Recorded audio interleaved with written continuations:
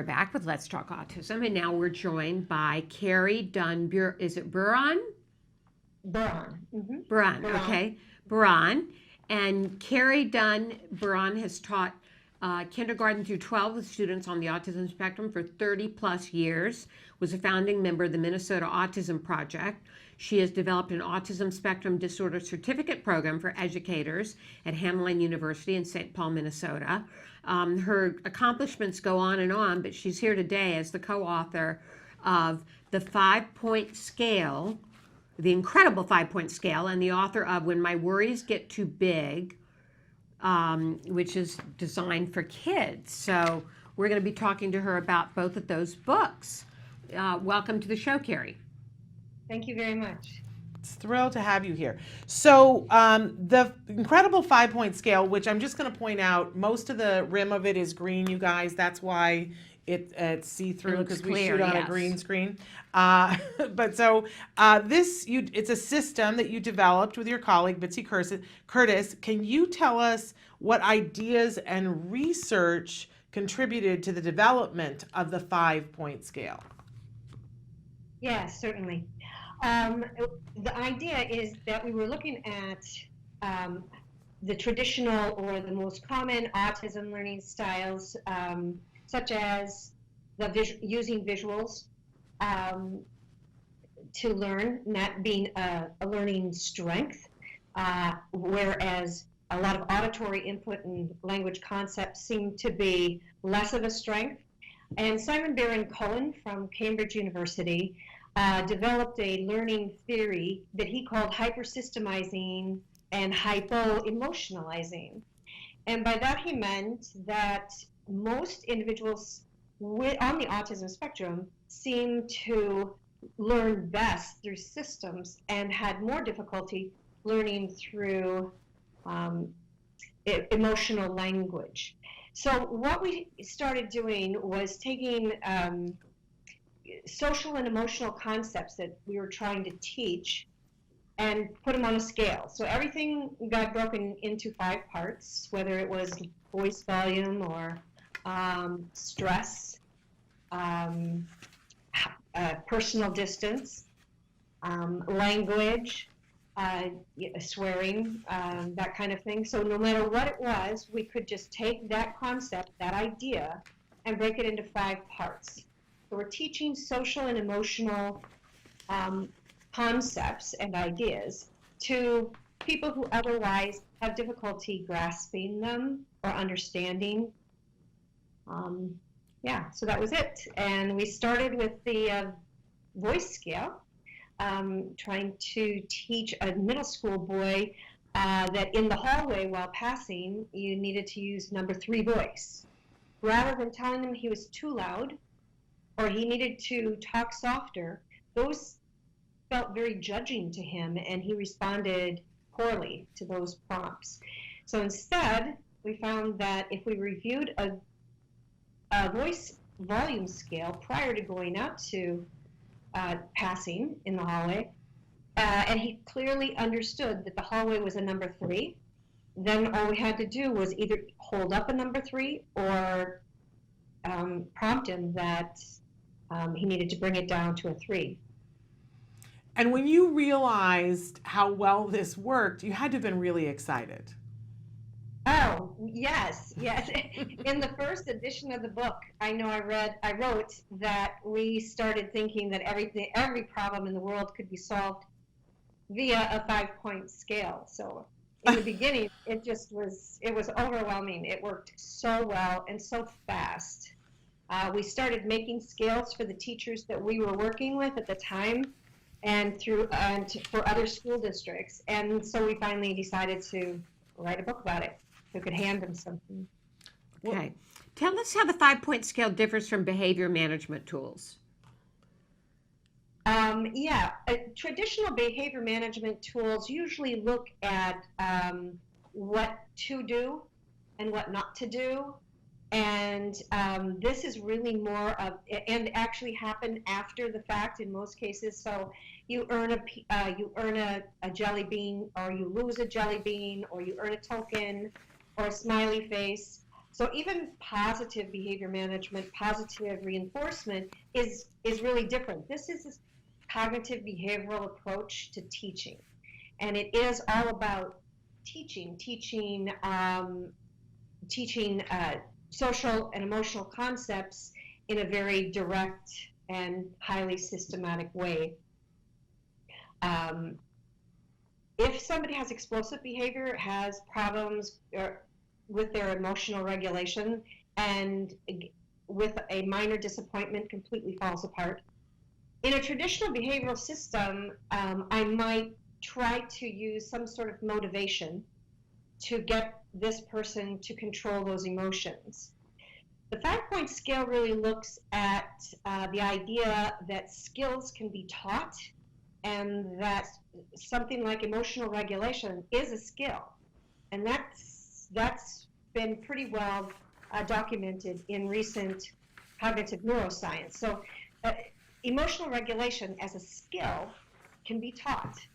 So you take a skill like voice volume, a simple skill like that, and rather than give the boy in the hallway a token for using the right voice volume in the hallway, I'm focusing my attention on teaching him how to recognize his own voice volume and adjusting based on the number scale of the environment, if that makes sense. Right. And this can also be used in the home. There's an example in the book, The Incredible Home Scale. Can you talk a little bit about that? Yes, the Incredible Home Scale was a scale written for a young girl who oftentimes lost emotional control when they were visiting her grandparents or family members or friends. And so the recommendation was to try to teach her through the use of a 5-point scale. And the one in this case was, I can handle this. I'm fine. So that if that's how she's feeling, she would be at a number 1. I'm feeling a little bit nervous. That was a number 2. Please don't talk to me. That was a number 3. I need some space, and that was number 4. And I need to leave, and that was number 5. So in working with Mom on using this scale with her daughter, we talked about the importance of validating her daughter's ratings. So even if Mom was having the best time ever, if her daughter rated herself at a 4, she needed to wrap it up and assume that she was pushing her daughter beyond her daughter's ability to control her emotions, and she was going to lose control if they didn't leave. And it worked really, really well. Her daughter ended up being able to check in with her mom, and they would check in throughout the visit. So if they were there for Thanksgiving dinner, or if they were there for some other social reason, she would have her daughter check in with her on an hourly basis, so that she could say, okay, where are you? What number are you at right now? So that she could proactively kind of intervene and make a good decision before her daughter lost control. It's really amazing. And what I love about it is that once you teach this 5-point to an individual, then you can apply it to so many other things, and you don't have to reteach the concept. They get it at that point. Let's talk a little bit now about the when my worries get too big, and what your hopes are for this book in the hands of teachers and parents. Okay. That is taking the scale. The book is taking the scale and putting it into story form and language that would be appropriate for children. It was actually written for a boy named Nicholas when he was 5 years old. Nicholas is now an adult. But when he was 5 years old, he was pretty close to school phobia. He had such high levels of anxiety. And we were working on relaxation. I was working with an occupational therapist on relaxation. And we were working on actually the 5-point scale the anxiety scale. I think I might have given you one of those as well, where it's just 1 is I can handle this, and a 5 is I'm going to fall apart. We have a picture of that, yes. Yeah. There we go. Okay, It's up on the screen right now. Okay, we were working on that scale. But he was only 5 years old, and he loved to write stories as just an activity that we would do with him. So what I decided to do was write a story about the 5-point scale and anxiety. And at that time, there was a program, a cognitive behavioral program, I think it was out of Yale. The author's name was John Marsh, and it was called How I Ran OCD Off My Land.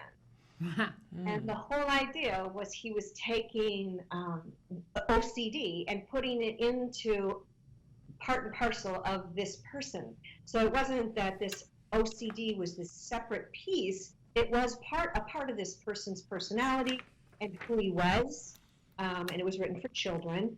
And yet sometimes that OCD got just in the way, and he had to run it off his land. He had to work really hard to overcome. So I started thinking about that and put anxiety into that equation, and using the same kind of cognitive behavioral approach, helping Nicholas understand that the autism or the worries were all that was part of who he was, and that wasn't a bad thing. And with it came some pretty amazing strengths. But every now and then, those worries would just get too big for him to manage, and that's what he needed to fight back.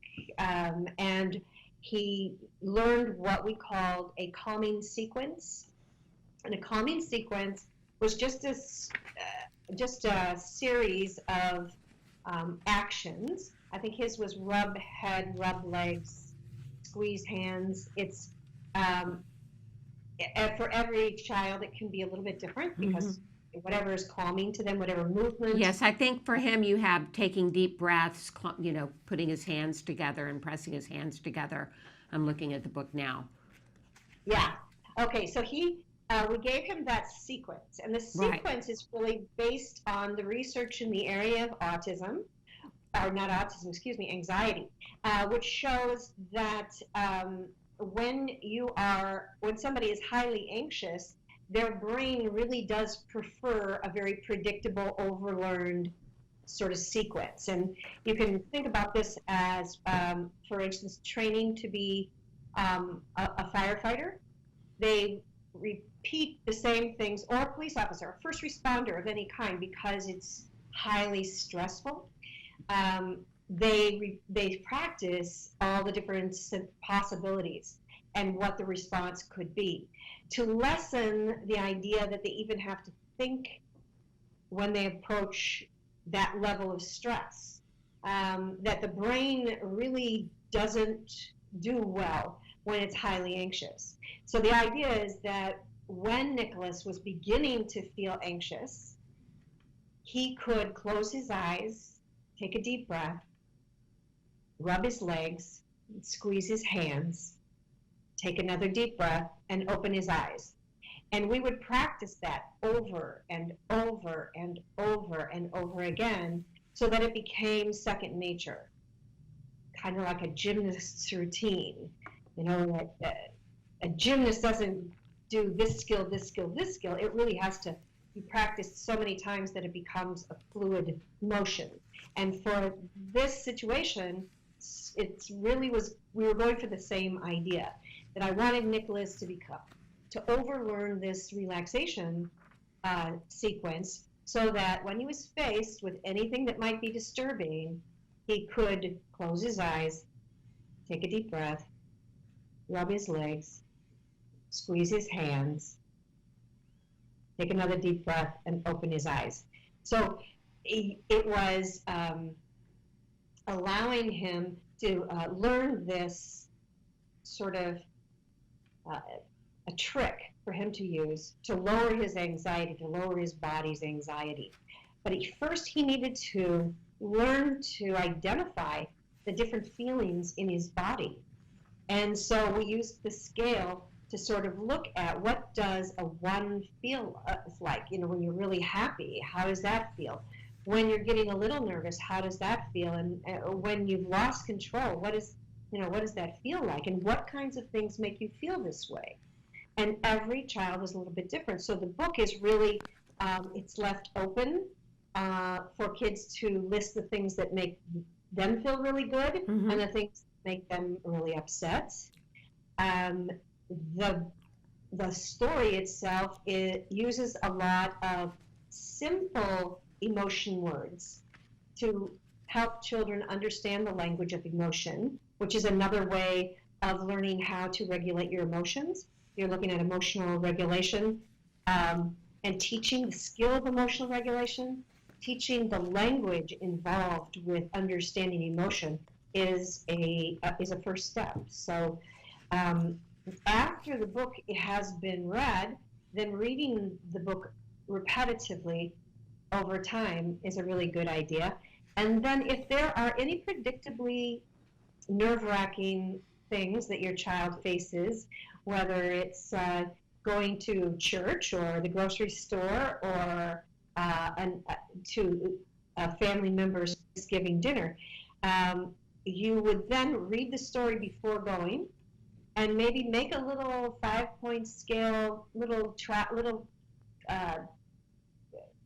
business card size 5-point scale to take with him, put in his pocket. Look at it when he's starting to feel anxious, to remind him of the story. This is just so lovely. There's an example though that you use when talking to people about this whole idea of taking your emotions, accepting that they're a part of you, but not getting overwhelmed by them, that has to do with Harry Potter. Tell us a little bit about that, because I think it's genius, a way to explain it to kids. And I said this? Yes, it's the whole thing about having a pestilence, isn't it? The Dumbledore has the thing where... Okay. Yes, Well, sorry. Dumbledore had kept all his memories, and of course he lived for hundreds of years. So sometimes the stress of having so many memories got to him, and he would have to empty his memories into now, because you've asked me, I'm going to forget the name of it. It's like a pestilence. It's something... A pensive? A pensive. Yes, That's what it is. Thank you. So the pensive is this big vat, and that's where he empties all of his memories. And we oftentimes would have a worry box at school or at camp. I used to run a camp for kids as well, and the idea would be to either write it down or even just think about it and put the card into the worry box. That actually, one of my campers found an app on his iPad that's a shredder. I don't know if people are familiar with it, but you can type in a word, for instance, homework, and then you can drag the homework over to the shredder, and the little machine shreds the word. I love it. It's along the same lines, though, the visual of sort of getting rid of your worries by funneling them into the pensive. I love using the example from Harry Potter because I do think kids will get it. Saying take your troubles and put them aside, that's very like, I don't know how to do that. Right. But that they have a visual of Dumbledore being able to put his troubles in that, I think that's a really exciting thing. So we're almost out of time here, but where can we get these, and where can teachers get these books? They're available on the Autism Asperger Publishing Company's website. Do you have that? Yes, Samantha's got up a place where The they can get it. 5pointscale.com. That one, that's my website. Okay. And I don't handle any of the merchandise, so but you can click on a book on my website and it'll take you Okay. to the publisher's website. So that'll work. And I've got the publisher's website right here, www.aapcpublishing.net. pcpublishing.net.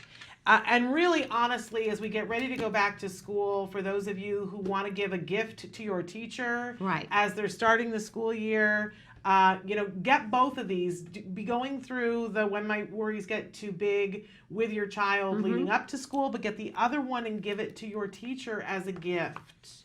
Because these are great. A lot of our kids have anxiety about going back to school. So Yes. Or will just Yeah. have anxiety. As somebody who has anxiety and has had to go through cognitive behavioral therapy, I think that these are really amazing and so useful. So thank you for all the work that you guys have done Yes, and all thank the you, help Kari. it's providing. Thank you so much for having me.